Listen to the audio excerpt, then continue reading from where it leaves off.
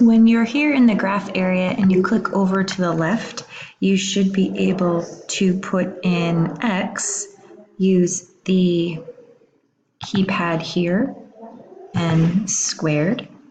And then if you click down to the next, you can put g of x in, x squared plus 1. And we can see how the original vertex was here at 0, 0. And then we can see the new vertex here at 0, 1.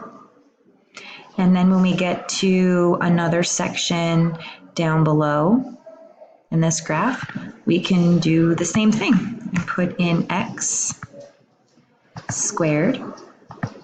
And in the next one, we can put in x squared minus 2. And we can see how the red graph is x squared, our parent function, 0, 0 vertex. And now when I put x squared minus 2 in, it's down here for a 0, negative 2.